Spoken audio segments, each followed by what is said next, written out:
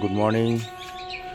আজকে বুধবার, আর সকালবেলা উঠে এসে দেখি যে ছাদে যে চন্দ্রমল্লিকা গাছগুলো বসিয়েছিলাম 2 সপ্তাহ আগে, ওগুলো দেখছি পাতাগুলো একটু একটু কুঁকড়ে গেছে।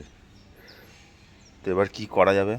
এগুলো তো এরকম থাকলে তো এটা গাছ তো গ্রোথ নেবে না। তো ভাবলাম যে একে একবার কাকা মেরে দেখি, যদি কাকা মেরে যদি এর কিছু সুরাহা হয়। এই দিকেও 4-5টা গাছ আছে। এগুলো সব হচ্ছে গ্ল্যাডিওলাস, এগুলো নতুন করে এবার বসানো হয়েছে। আর এইগুলো সব হচ্ছে পম ভ্যারাইটির চন্দ্রমল্লিকা। তো এইগুলোকেও আমি কাকা দেবো, নাহলে এগুলো তো কখনো ফাঙ্গাস লেগে যাবে, পাতা কুঁকড়ে যাবে আর বাড়বে না। আর এইদিকেও আছে গ্ল্যাডিওলাস, এগুলো পম। আর এইদিকে এখনও আরও কিছু আছে পম। এগুলো সবই নতুন বসানো, কয়েকটা মনে হয় কাটিং করেও বসানো আছে। তো যাই হোক, এগুলোকে বাঁচানোর একটাই উপায় এখন হচ্ছে যাতে গ্রোথ ঠিক মতো নেয়। মোটামুটি অক্টোবর-নভেম্বরের মধ্যে যাতে ফুল গ্রোথ হয়ে যায়, সেই জন্য আমাকে চেষ্টা করতে হবে যাতে কোনো পোকামাকড় বা কিছু না ধরে, সেরকম কিছু। তো চলুন, এইখানে এই যে কাকা নিয়ে এসছি,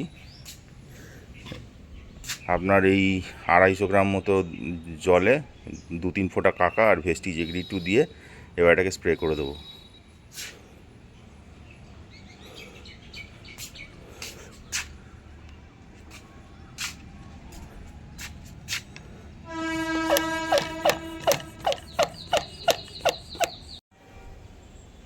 তো আপনাদেরও নতুন যারা শীতের গাছ লাগিয়েছেন, এই চন্দ্রমল্লিকা, আরও এখন চন্দ্রমল্লিকাই লাগাবেন, আর কোনো এখন তো সেরকম লাগানোর মতো পরিস্থিতি নেই, এখন পিটুনিয়া বা এগুলো আরও পরে লাগাতে হবে।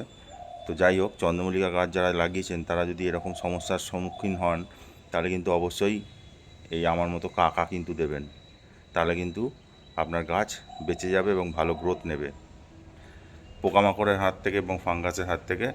এই পাতা কোঁকড়ানো যে রোগটা, সেটা থেকে কিন্তু আপনার গাছ রোগমুক্ত হবে। তো ভালো থাকবেন সবাই, আর আমার ভিডিওটি ভালো লাগলে অবশ্যই একটা সাবস্ক্রাইব করে দেবেন।